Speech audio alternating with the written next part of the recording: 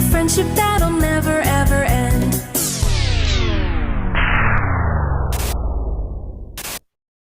Run!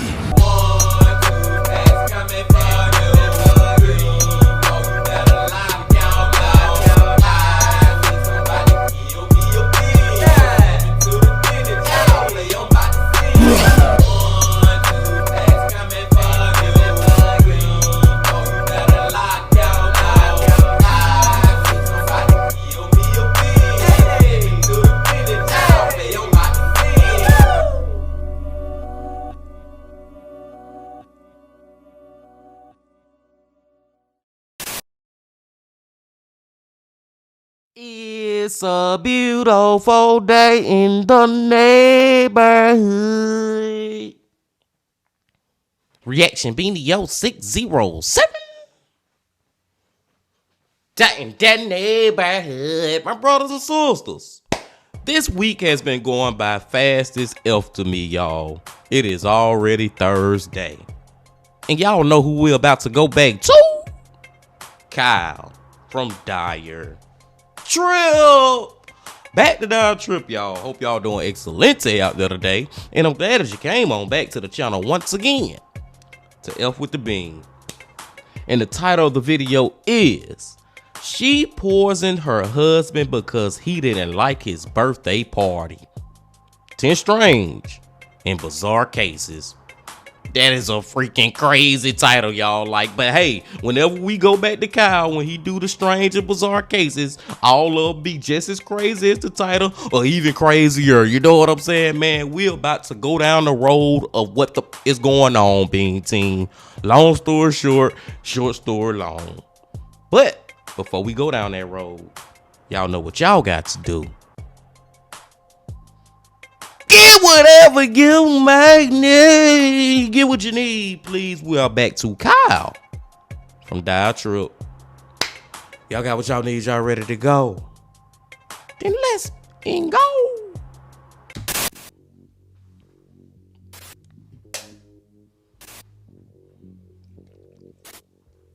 Alright everybody, you know what time it is. It's time for another Strange and Bizarre Cases compilation. This is where I take all of the shorter articles that I come across while researching that aren't really long enough to be their own video, but are definitely worth talking about, and compile them all into one video. So without further ado, let's get right into it.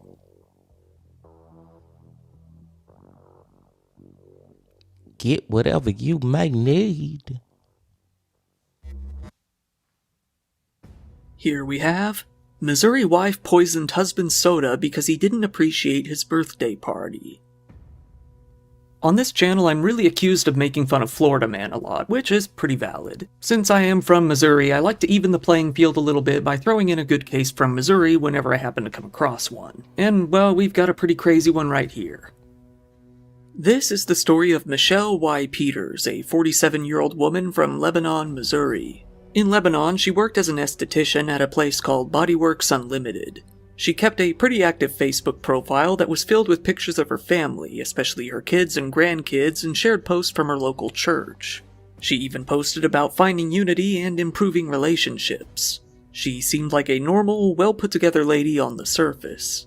Well, this whole persona dropped like a rock whenever her husband's 50th birthday rolled around. Michelle threw this unnamed husband a nice party, but there's one problem. She felt that he didn't appreciate it very much.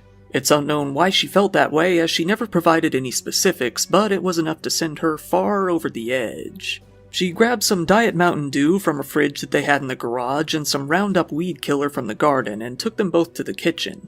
There she began to concoct a little witch's brew of her own. She then took each respective item back to where it belonged and acted as if nothing had ever happened. The husband came out to grab a can of Mountain Dew from the garage refrigerator, noting that it tasted a little bit weird. He figured it was nothing serious and continued to drink it now and then. However, after a few weeks, he started having problems with a sore throat, nausea, vomiting, and diarrhea. He really began to get worried when he started to cough up some yellowish-brown gunk. Just to check his suspicions, the man began to look back on the footage from a security camera they kept in their garage. There, he could see his wife taking the ingredients out of frame and bringing them back. He told the I'm sorry, y'all. I just gotta point out, I feel like she just did this for no reason. Like, come on, man. I believe she just using the whole he didn't enjoy his birthday party as a excuse to freaking do it. You know what I'm saying, man? Like, it wasn't no justifiable reason for her to do this other than she just wanted to do some evil-ish for whatever reason. And in this picture, she damn looking evil right now. You know what I'm saying, man? Like, she was just up to some devious-ish. She just wanted to kill her husband for some type of reason because that whole birthday party is not no excuse. He didn't even, like, she didn't even give a, like, real reason. It ain't like he just left his birthday party and was just like, man, fuck this shit. I hate this birthday party. You ain't doing nothing for it. Wasn't even on that type of level. She just used that to go to the level she wanted to go to, which was crazy, poisoning this man for all that time. Like, just continually letting him live, but knowing that he drinking damn weed killer. What the elf? Police that he had even tried replacing all of his cans before, only to see that she kept putting new poison into each new can he would buy. Michelle had gone through so much Roundup that she had to buy a whole new can by the end. The man brought this up to her only to be told that he probably had COVID and that he should stay away from the grandkids. The husband brought the footage and the cans to the police, reporting that he felt his wife was trying to kill him. Hearing the story, they felt that she was at the very least up to something. Michelle was arrested and charged with first-degree assault and armed criminal action. During her interview with the police, she told them that she simply wanted to be mean to her husband because he didn't appreciate the birthday party, with mean being a bit of an understatement. The husband himself said that he had no idea if she was actually having an affair or wanted to collect on his life insurance or what. He had been concerned recently that she had greatly reduced the amount of money she was transferring into their joint personal account. Michelle later told the police that she was simply just trying to create a weed killer that she saw on Pinterest. When shown the footage, she scoffed and said that she should have just divorced her selfish husband. She then continued to complain about his lackluster respect for her birthday bash. Michelle has since pleaded not guilty to both of the charges pressed against her. She's currently being held in jail without bond until her next hearing. Man, I'm glad he freaking survived it, but I'm telling you something else he need to do. Get the hell away from her. You know what I'm saying, man? Get the F away from her. Now, if I just have to go with a theory, y'all, even though she ain't admitted, I think it may have something to do with some life insurance or something. You know what I'm saying? That whole, like I said, that birthday party issue, that's just a cop-out. That's a cover-up. It's another reason she wanted him dead. That is wild to be sitting right there poisoning that man for all that time. But like I said, at least he did survive. Let's go. And now we've got New Jersey gamer flew to Florida and beat fellow player with hammer. It really has been a pretty long time since I've made a good gaming related video, so maybe this one will give you a quick fix. This one involves some crazy MMO shenanigans, but this time to a deadly degree. A 20-year-old man named Edward Kang was playing an online game, an MMO specifically called ArcAge. It seems to be a fantasy RPG similar to World of Warcraft. The Korean game is actually all set to go defunct, citing very few active online users. Before that was to happen, Edward was playing online with another user who he ended up locked into some sort of argument with. Edward then told his family that he was going to get out of town for a while and fly out to hang out with a friend that he met online while gaming. He hopped on a plane from Newark, New Jersey and set course for Jacksonville, Florida. He got himself a hotel room somewhat near his destination, his online enemy's house. While it isn't known how he got the man's address, he couldn't get over their fight and was ready to settle it in person. Edward went out to a local hardware store near the hotel and bought both a hammer and a flashlight. He gathered up some gear he brought with him, black clothes, gloves, and a mask. He then went over to his enemy's home and managed to get in through an unlocked door. He peeked around the corner and saw his victim playing games on his PC. He decided to lie in wait until the man got up to take a break. That's when he would ambush him. Edward then did just that. When the man got up to take a bathroom break, Edward started hitting him over the head with the hammer. The victim wrestled Edward to the ground while screaming for help. That's when his stepfather woke up and came downstairs. He managed to take the hammer away and held the attacker down until the police showed up. When the See, this is why some people don't need to play video games, because they think the damn video game is real life. You know what I'm saying? They think their character in the game is who they are in real life. Like they can go around freaking hitting people in the head with a damn hammer, like you do on World of Warcraft with your freaking swords or whatever when you're fighting your enemies. No, man, he went all the way from freaking New York to Florida to do this to this dude. That is just crazy. Police came out. They found blood both around the home's entrance and in the victim's bedroom. The victim was taken away to the hospital where he was treated for severe head wounds. Meanwhile, Edward was taken into custody and jailed on counts of attempted second-degree murder and armed burglary. When interviewed by the police, Edward told them that he came out to Florida to attack his victim because he believed he was, quote, a bad person online. He then asked them how much prison time he would be facing. While he was likely facing a very hefty sentence, the police didn't tell him that, instead telling him, "It will be a long time before you play video games." Speaking to the public, the Nassau County Sheriff said, "This serves as a stark reminder of the potential real-world consequences of online interaction. I just want to let you know that this is a weird one. Some things make you say, some things you just can't make up. There are some things that make you say, what in the world was he thinking? And there are some things that make you say, you're not going to believe this. Well, this case makes you say all four of those." Yes. Edward cried when he faced the judge, and his mom watched over Zoom. His attorney tried to get his case downgraded to second-degree attempted murder, but it seems that he will now be getting charged with first-degree attempted murder instead. He's currently awaiting his trial, where he will likely get a long sentence. And he deserved it too. I bet you seen how he was crying then. He just snapped back into reality now. You know what I'm saying, man? He done forgot. He done realized that he not a video game character. You are Edward, and Edward is consequences in life for the ish that you just did, bro. Seriously, man. What the F? I told you we was going down the road, Bean Team. We riding down the road. This one is 71-year-old Florida woman killed her roommate over messy room. Here we have a good old Florida woman story, this time about a woman named Patricia Whitehead, a 71-year-old woman who was living in Tampa with a roommate. Living on East 26th Avenue, they tended to share expenses, although chores seemed to be an entirely different story. According to Patricia herself, this roommate would often keep the house too messy, something that she could no longer stand. On June 13th, this male roommate was leaving the home after an argument. Patricia had told him that he needed to clean up after himself, but he didn't want to hear it. He slammed the door behind him and left the home instead. Patricia couldn't handle it and scurried off to her bedroom to grab her gun. She chased her roommate out into the yard and shot him in the upper body multiple times. When the shots were fired, the police soon came out to the home. There they found a severely injured man lying outside motionless. He was transferred to the hospital where he was soon pronounced deceased. Patricia was arrested and taken into the Orient Road jail to be held without bond.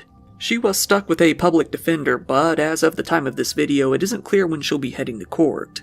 She's sitting on one count of premeditated murder in the first degree. Hopefully, the jail cell is clean enough to her liking. And see, the thing that's crazy in that one is her age. You 71. Murdering somebody, shooting somebody to death. And the reason it would make it so bad, because the house wouldn't clean, he wouldn't clean up his room or something. Like, you 71. You have lived for 71 years and then one day you become a murderer. Really? And rest in peace to him, but it's like, really? Come on now. And here's a wild one.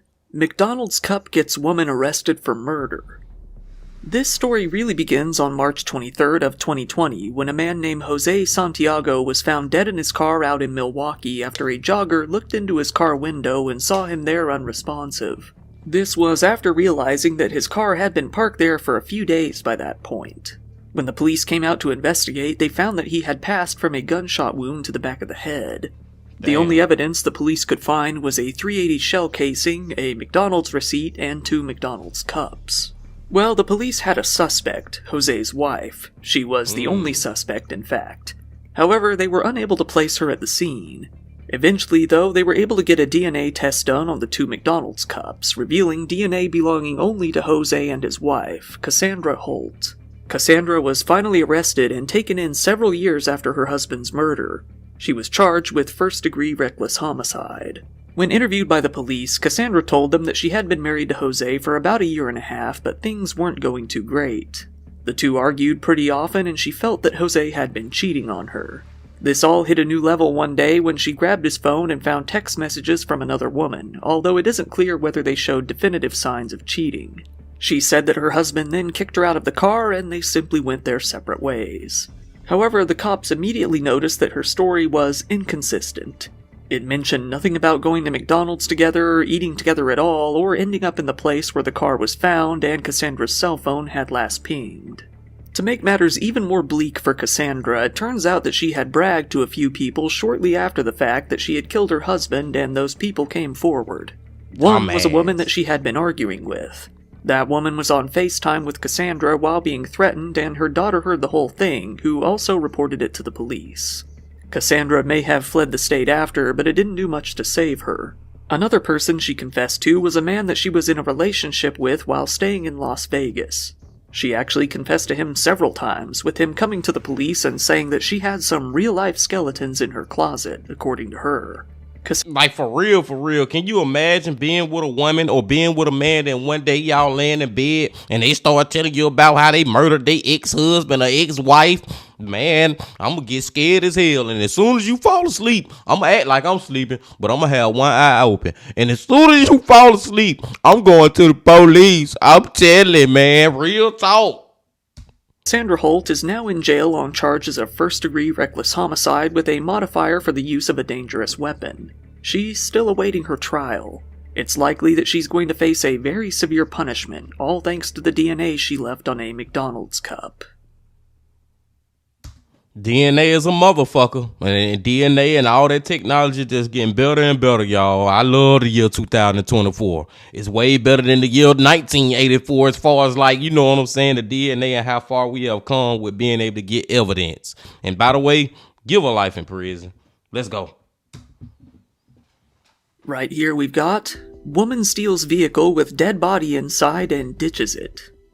Here we have the very strange story of a 36-year-old woman named Valerie Tragler Ellis out in Texas. In the town of Azle, a suburb of Fort Worth, Valerie was trolling around and looking for a car to steal. She saw what she felt was her best bet sitting outside of the John Peter Smith Hospital on South Main Street. She spotted the driver leave the car, fail to lock it, and walk into the hospital. That Tuesday night, she decided to take her chance and hopped into the car, driving off with it. Little did she know that car contained a corpse that was all set to be sent off to a nearby mortuary. While making her getaway, Valerie came to notice the cargo she was carrying in the back. Very likely freaking out, she decided that she didn't need this car too badly after all. She couldn't think of any other course of action than to ditch the car at the perfect place, the zoo. About 2 miles away from the hospital, she pulled over to the street bordering the east side of the Fort Worth Zoo, parked the car, and ran off. Police were called out to the hospital once the driver came outside and realized that his vehicle had been stolen. Given that Valerie only got a couple miles away, it wasn't too long before the car was discovered. Luckily, no damage was done and the body was still in there. The police then went to check surveillance footage from the hospital, seeing their suspect there clear as day. They also found the same woman on surveillance footage from the zoo, seen dumping the car and running away. The police tracked Valerie down a short while after, who hadn't gotten very far. They arrested her on a count of automobile theft as well as one count of abuse of a corpse. She was sent to the Fort Worth City Jail. Meanwhile, the mortuary vehicle and the body were returned to the driver. That one, they're just stupid. That's just it's like, she just stupid. You know what I'm saying, man? How the freak you steal a car with a freaking dead body inside? And then it was for no reason. I don't know. I think she one of those type that, like, live out on the streets, didn't have a lot of money. She probably a meth head. I'm not trying to judge a book by a cover. I'm just trying to say, man, maybe she be shooting up the heroin, maybe a little ice air now and then, or whatever. You know what I'm saying? One of those type, and she just did some crazy ish and thought that she was gonna get away with it, to the fact she showed back up at the damn hospital. What the freak? Let's go. And here's a doozy. Man charged after he urinated on food at a Woolworths. Ugh. So, out in the lovely land of Australia, we have a man who was caught doing something that was not so lovely. On July 1st, the Central Metropolitan Police in Sydney got a call about an incident at a Woolworths store just before noon. They were told that someone had come into their George Street store and ruined about $300 worth of produce, although they weren't quite ready to hear how he had done it. A white man, who they said looked to be about 20 to 30 with a medium build, came into the store wearing all black along with a cap to hide his face. He walked straight over to the meat section, unzipped his pants in front of 4 people, whipped out his own meat, and began to urinate all over the food. The 4 people watched on in horror as he simply walked away with his pants undone. CCTV footage showed that he didn't start to zip up his pants until he was leaving the store. The police appealed to the public to try and find this man, saying that they were investigating, quote, allegations of offensive behavior and malicious damage to food. The police put his picture up everywhere, and he was ultimately arrested on the 14th of July. They tracked him down to his home in Hunters Hill at around 1:40 a.m. They arrested him then and there and took him down to the Gladesville police station. He was hit with a long list of charges including contaminating goods with intent to cause public alarm, enter enclosed land not prescribed premises without lawful excuse, and offensive conduct while upon non-prescribed enclosed lands. At first, the man was... Y'all know how I said, the one before this, Valerie, I think her name, like, she just was stupid. This mother just nasty. Like, you just nasty, bro. Not only are you pulling your thing out in front of everybody to see in the damn store, you pissing on the damn produce, the fruit. Come on, this is just nasty. Just a nasty mother. Was refused bail in order to appear at the Parramatta Bail Court later on Sunday. However, he was let go for unknown reasons shortly after. He has now been banned from all Woolworths stores in the entire world. No, see, I feel like he need to face some type of jail time. Like, seriously, lock him up for a little while, man. Let him think about what that nasty ASHIT he did. You know what I'm saying? Let him think about that nasty ass he did, man. Seriously. Let's go. To add to that story, we have Philly man accused of ejaculating on woman's leg in Dollar Tree. Okay, goddamn, I thought we was already done with the nasty ass shit. I was trying to use nasty AS and all that. Now I'm gonna just go and put it out there, my brothers and sisters. We getting even freaking nastier. What? And I think I know this story. I think this is a black dude. He got on a gray shirt. But I never really heard the full story. I just seen it from RDC. Shout out to RDC. They was talking about Leland and stuff. If you know, you know. But yeah, I think I know about this one. And this is even more nasty than what the first dude did. Or is it? All of it nasty. Let's go. As if we don't have enough penile depravity for one episode, we have another good one right here. A recent case that just took Twitter by storm. It all started when a woman was shopping at a Dollar Tree in Philadelphia, shopping around and minding her own business, when a man came up behind her and, well, busted a nut all over her leg. Yep, this the one, y'all. Understandably, the woman began to freak out. Thinking quickly, she pulled out her phone to film the man. This caused the guy to start running out of the store, so she started chasing after him. However, when she couldn't catch up to the man, she instead stayed back as the shock set in. Look, he fucking nutted on my fucking leg! You go to hell, bitch!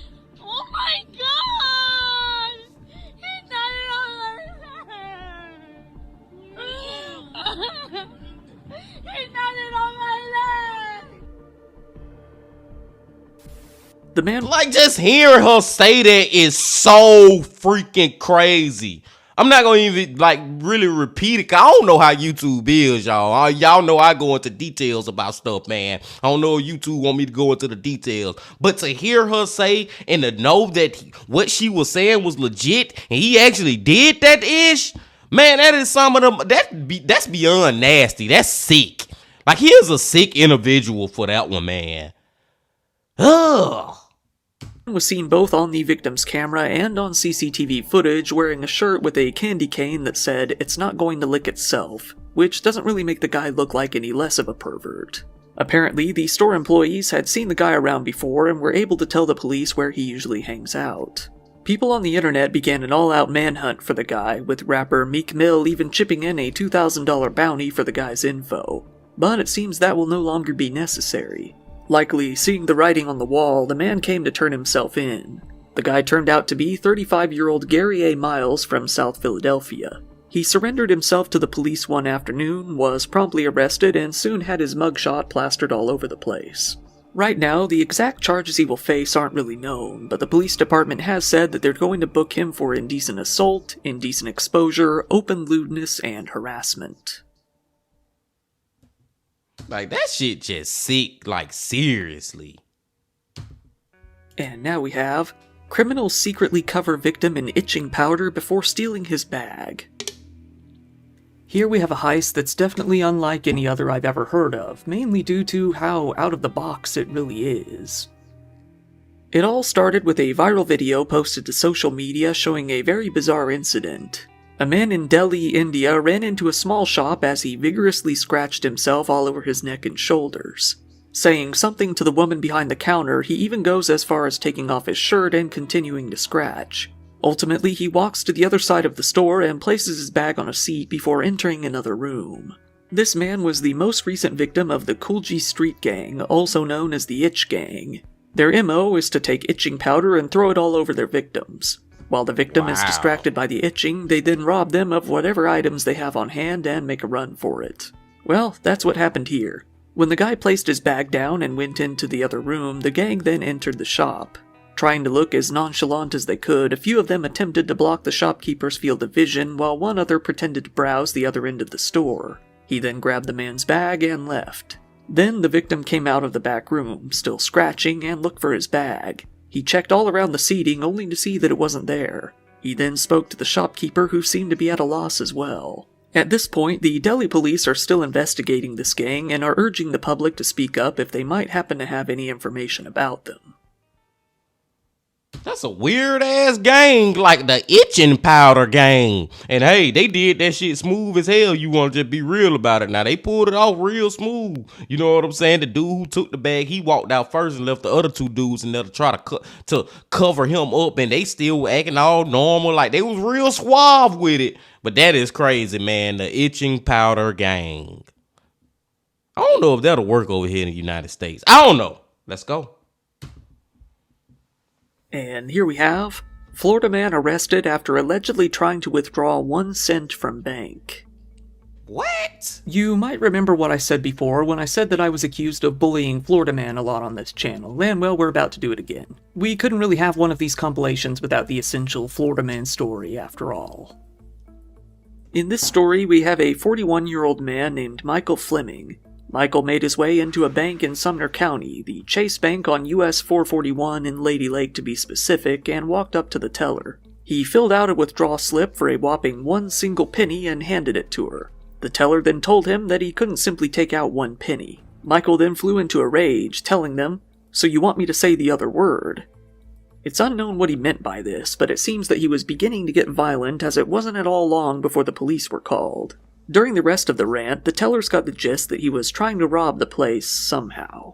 When the police came out to the scene, Michael was still inside the bank. He was arrested and taken to the Sumner County Sheriff's Office. There he was read his Miranda rights and agreed to speak to the police. While it hasn't been said exactly what they talked about, the police have said that he did violate Florida's robbery laws. Michael was then sent to the Sumner County Detention Center, where he remains on a $5,000 bail. I'm just sitting back trying to figure out what he mean by what you want me to say the other word. What rhymes with penny? Like, what could he be really talking about? I don't know why I be trying to figure out like why these people be doing what they be doing in these strange and bizarre cases. You know what I'm saying? There's a reason that they strange and bizarre, because the people who in these cases are strange and bizarre. Long story short, short story long. Let's go. And now we have, Dad gave his kids laughing gas during a 4-wheeling trip. Now we've got the story of a man who was trying way too hard to be the cool dad. Ryan Belknap was taking his 2 sons, aged 12 and 13, on an ATV trip and decided to liven up the occasion. He brought a whole bunch of nitrous oxide with him, also known as laughing gas, to get them all good and high while riding around. He sat around with his kids and inhaled the gas repeatedly and continuously for several hours while on their trip. That is, until one of the boys fell unconscious due to the sheer amount of gas that he had been given. But even then, Ryan didn't take his son to the hospital. He decided to just let him sleep it off. As it turns out, Ryan's 16-year-old daughter, who wasn't on the trip, had come across a video that one of the boys had taken on his phone during the huffing session. She showed the video to her mom, which did not make her very happy. She filed a child abuse report to the sheriff's office on June 4th, showing them the video. The police interviewed the mother, the daughter, and the sons about the incident. This led them to tracking Ryan out to his home about an hour from where the ATV trip took place. They searched his home and found a huge number of canisters of nitrous oxide along with the balloons that would have been used to inhale them. Ryan was arrested and charged with a good array of crimes, such as child abuse and endangerment and several drug-related charges. Oddly enough, though, it isn't actually illegal to possess nitrous oxide, likely because it is used legitimately by dentists. However, it is illegal to use it recreationally.